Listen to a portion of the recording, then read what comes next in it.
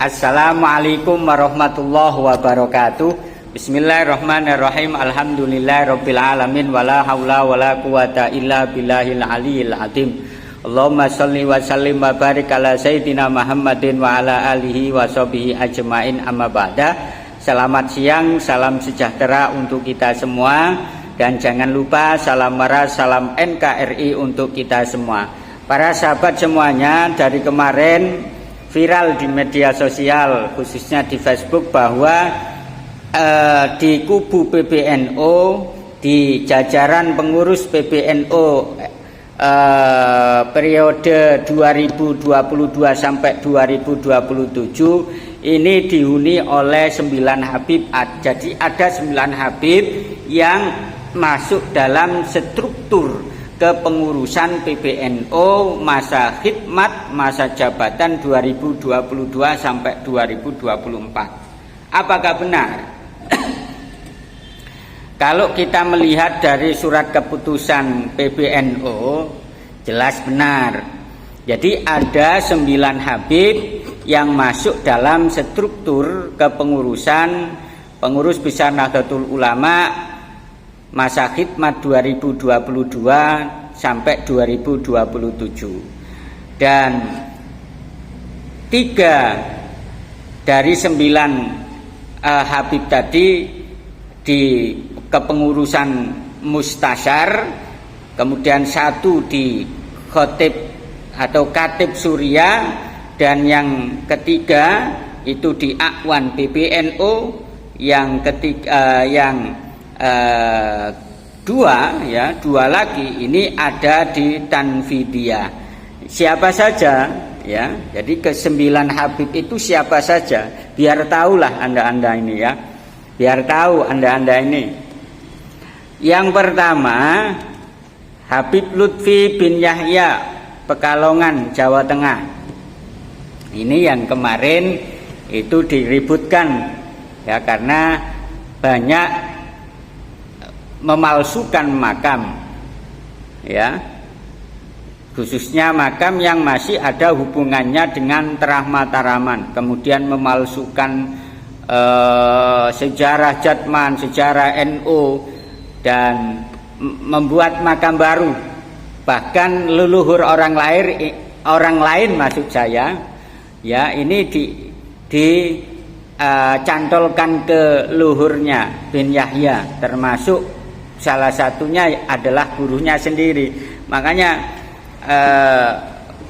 banyak masyarakat NU yang merasa bahwa PBNU sekarang ini sudah diacak-acak gitu loh ya, karena ada bukti real seperti itu.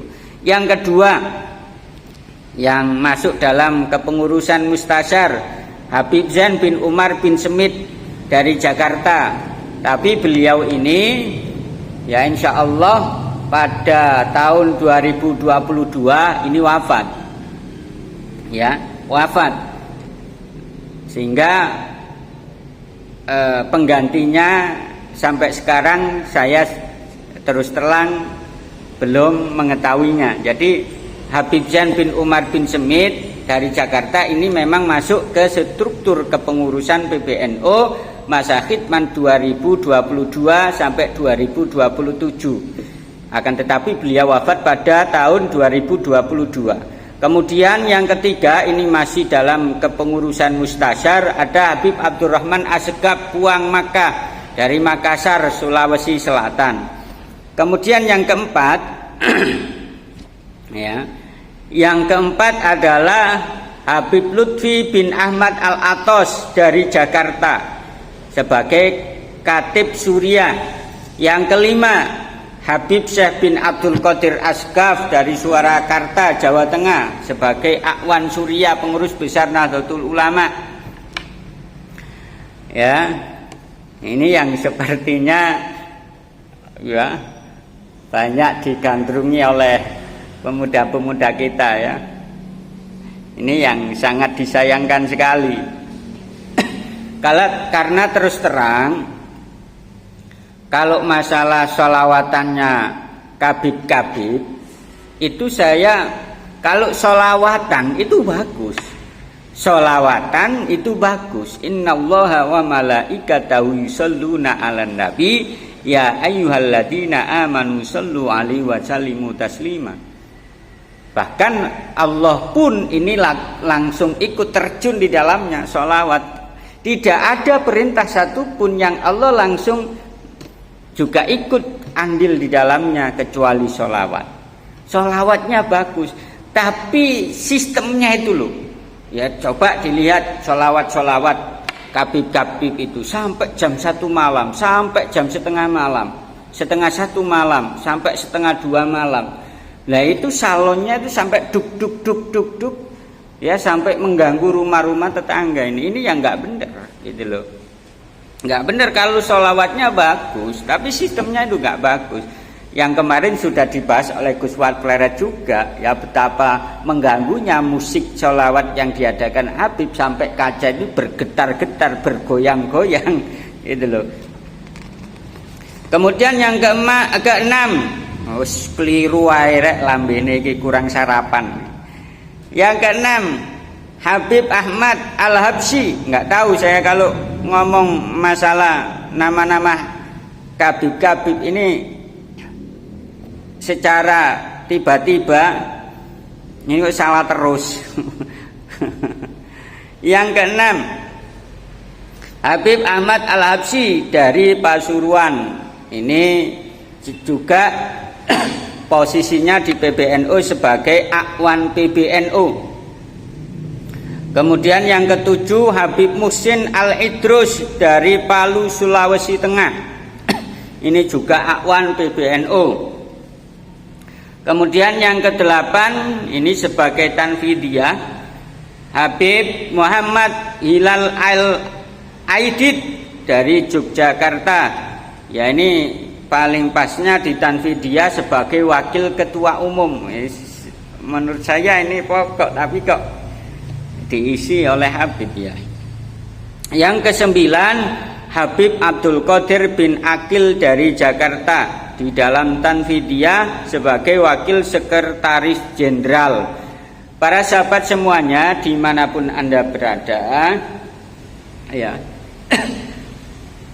melihat dari 9 Habib, ada 9 Habib yang masuk dalam struktur kepengurusan PBNU masa khidmat 2022 sampai 2027. Ini sangat disayangkan sekali. Kenapa? Karena banyak faktor. Sudah kita ketahui bersama bahwa para habaib itu bukan orang NU. Dan itu langsung muncul dari mulut dari Bahar bin Smith. Habaib itu bukan orang NU. Dan habaib itu punya organisasi sendiri, bukan Nahdlatul Ulama. Ya. Jadi Habib itu punya organisasi sendiri namanya Robito Alawiyah. Kenapa dimasukkan dalam jajaran PBNU? Padahal PBNU dan organisasi Robito Alawiyah ini jelas berbeda.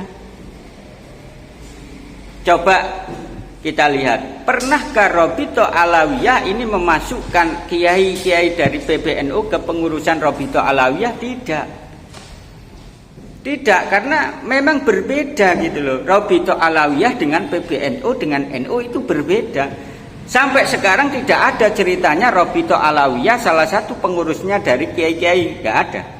Dari golongan PBNU nggak ada. Tapi kenapa PBNU ini merekrut para habaib yang bukan statusnya NU ini dimasukkan ke PBNU, dikhawatirkan menjadi benalu. Ya. Dikhawatirkan akan memalsukan keorisinal dari NU. Terbuktikan sejarah Catman dipalsukan, sejarah NU ini dipalsukan. Ya. Silsilah nasab kiai-kiai Nusantara dipalsukan, kiai-kiai NU dipalsukan. Ini yang berbahaya. Gitu loh. Ya, makanya saya sarankan PBNU sudahlah nggak usah merekrut para habaib menjadi atau dimasukkan ke struktur kepengurusan PBNU. Janganlah. Contoh Robito Alawiyah, saya kiblat ke contoh ke Robito Alawiyah. Robito Alawiyah tidak pernah memasukkan kiai NU. Loh, kenapa? Karena untuk menjaga organisasi itu sendiri. Ya mungkin ada sesuatu rahasia kebohongan yang ditutupi agar tidak tersebar, kan begitu. Mungkin salah satunya begitu. Makanya PBNU ini nggak usahlah merekrut para habaib ini. Karena jelas buktinya gitu loh. Ya, jelas buktinya hanya menjadi benalu, dan bukti lagi ya banyak habaib lah. Mereka ketika ceramah ya 98 isinya ya untuk mengagungkan golongan mereka itu, tidak menguatkan NU. Jadi sekali lagi ya PBNU ini harus jeli dalam merekrut orang yang menjadi bagian dari struktur kepengurusan PBNU agar NU ini bisa maju gitu loh. Ya, tidak diacak-acak gitu loh. Kalau sudah terlambat, kalau sudah kadung, ya